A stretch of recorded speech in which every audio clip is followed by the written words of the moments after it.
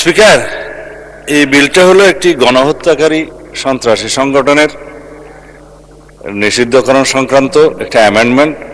আগের যে আইন ছিল সন্ত্রাস বিরোধী আইন, সেটা অ্যামেন্ডমেন্টের জন্য বিরোধী দলীয় নেতা নিশ্চয়ই স্মরণে থাকার কথা, ওনারা এবং এনসিপির বন্ধুরা সবাই মিলে এটা আন্দোলন করেছিলেন।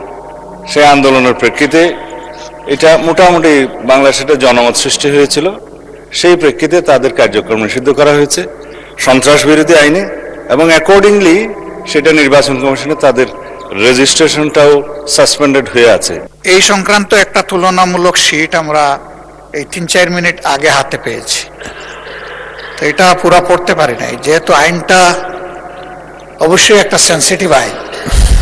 আমরা কি অনুরোধ করতে পারি যে এটা পাশের জন্য একটু সময় হাতে রেখে আমাদেরকে একটু সুযোগ দেওয়া হোক? মাননীয় বিল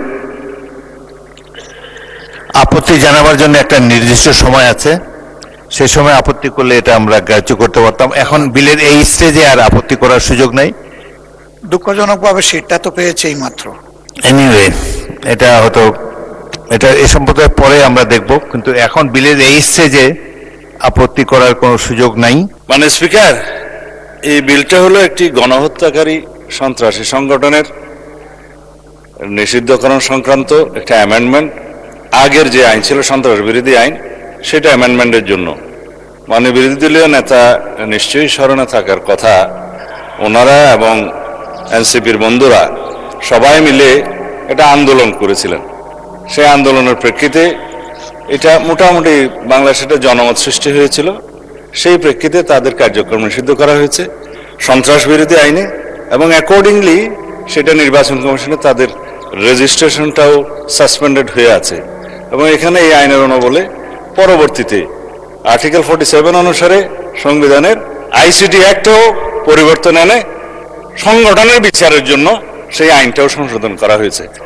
আমি সালাউদ্দিন আহমেদ, মন্ত্রী, স্বরাষ্ট্র মন্ত্রণালয়, প্রস্তাব করছি যে সন্ত্রাস বিরোধী আইন 2009-এর অধিকতর সংশোধন কল্পে আনিত বিলটি সন্ত্রাস বিরোধী সংশোধন বিল 2026 মহান জাতীয় সংসদে উত্থাপিত আকারে পাশ করা হোক।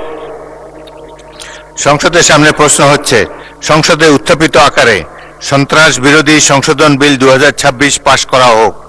যারা এই প্রস্তাবের পক্ষে আছেন তারা হ্যাঁ বলুন, যারা এই প্রস্তাবের বিপক্ষে আছেন তারা না বলুন। আমার মনে হয় হ্যাঁ জয়যুক্ত হয়েছে, হ্যাঁ জয়যুক্ত হয়েছে, হ্যাঁ জয়যুক্ত হয়েছে। অতএব সংসদে উত্থাপিত আকারে সন্ত্রাস বিরোধী সংশোধন বিল 2026 সর্বসম্মতিক্রমে পাশ হলো।